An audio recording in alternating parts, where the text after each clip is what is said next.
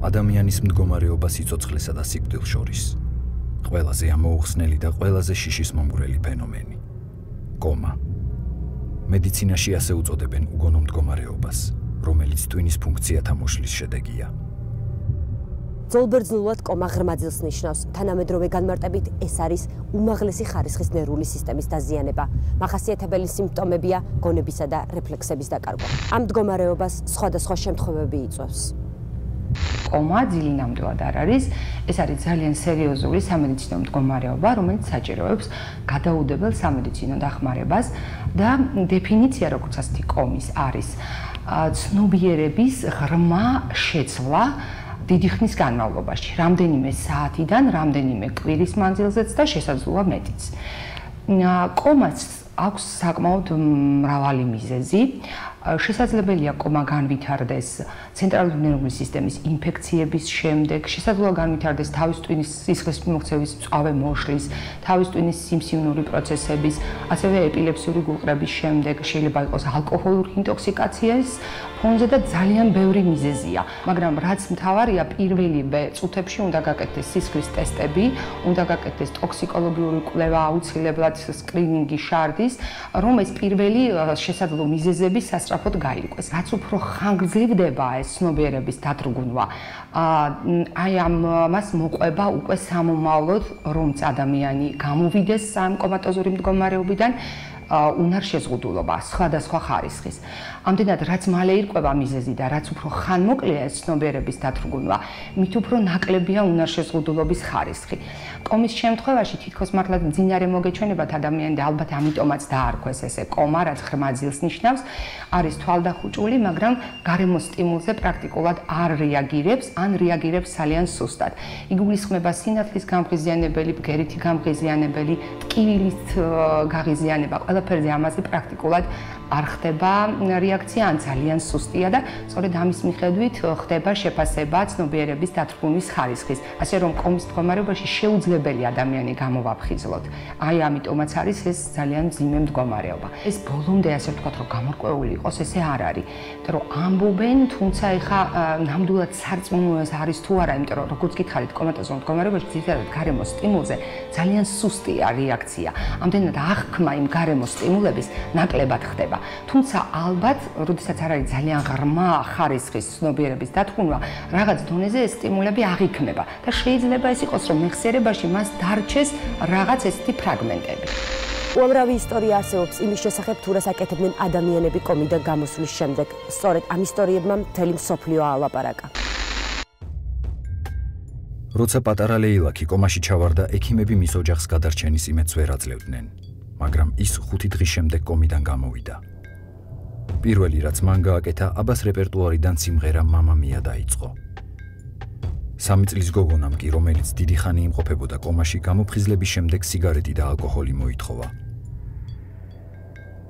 ბენ მაკმაგონის საავადმყოფოში საშინელი ავტოკატასტროფის შემდეგ კომატოზურ მდგომარეობაში მიიყვანეს.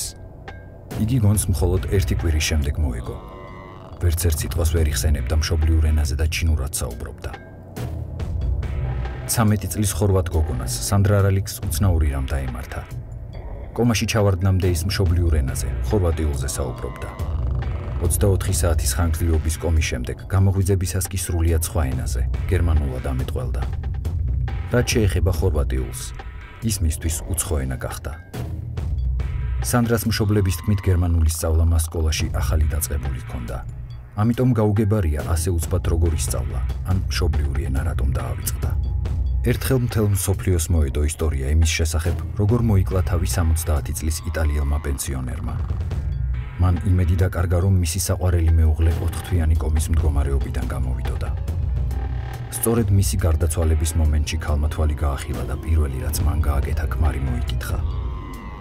ქალაქ პადუას საავადმყოფოში მომხდარ ამ სიტუაციას შექსპირის რომეო და ჯულიეტას ისტორიაში არქვეს. ასე რომ, არავის შეუძლია ზუსტად თქვას, არსებობს თუ არა გვირაბის ბოლოს სინათლე და გაიხსენოს, რა ხდებოდა კომატოზური ძილის დროს. ეს მოხდა 2011 წლის 16 დეკემბერს. მარიამი და მისი დაიკო, სამექობრო წრიდან იყვნენ და ბაგებში მოხდა ეს ავარია. და მარის ადგილზე გული გაუჩერდა სადღაც დაახლოებით 10-12 წუთი სავარაუდოდ როგორც ექიმები ამბობენ გული ქონდა გაჩერებული კლინიკური სიკვდილი ქონდა და ამის შემდგომ მისი დაც 2 თვე ერთად იყვნენ ესენი იმ დღეს ავარიის დროს და მისი დაც 2 თვე იწვა სახლში თავზე დიდი შრამი აქვს იმის მკურნალობები კიდევ ცალკე და ის დღესდღეობით ფეხზე დადგა მაგრამ მარი მე-6 თვე გაატარა მოიტყვიან კომაში პირველი სადაც მოხდა მარი ეს იყო რესპუბლიკური საავადმყოფოს ემერჯენსის განყოფილებაში შეიყვანეს და 10-12 წუთი იქიდან ფიქსირდება, იმიტომ რომ მანამდე რაც მოხდა ავარია, სანამ მარი მოძებნეს მანქანა, სანამ შოკური სიტუაცია იყო და შეიყვანეს, პირველი ელექტროშოკის ის რომ მისცეს მარის გული არ ამუშავდა.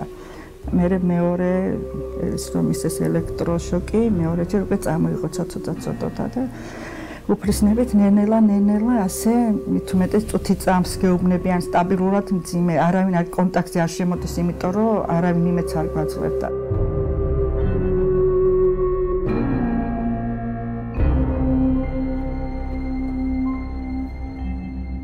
არსებობს ესეთი გოგო, ვინმე ხათუნა ლომიძე, მეთოდისტი, მასაჟისტი, მომიყვნენ ერთ-ერთი ბიჭის სიტუაციას, რომელიც ხრამში გადაიჩეხა თავით და ძალიან ცუდ სიტუაციაში იყო და დღეს ამ ხათუნას წყალობით ის ბიჭი ბასეინზე დადის და უკვე ფეხს დადგამეთ მიშველეთ. გამიყვანეთ ამ გოგოზე. და აი ესე სადღაც მოძებნეთ ტელეფონის ნომერი და თუ მარი მოძრაობს, ხათუნამ თავიდან გამოძერწა მარი. მარი რომ თავიდან ყოლოდა ხათუნა, მარის სულ სხვა სიტუაცია ექნებოდა. არც ხელი ექნებოდა გაძვალებული მარის. და დღეს მარი ფეხზე იდგებოდა დამოუკიდებლად ემლიდა. გამახსენდა რომ ჩემი ის თანამშრომლის ახლობელი არის ესეთი ნევროლოგი, ჰომეოპათი გივი აბაზაძე.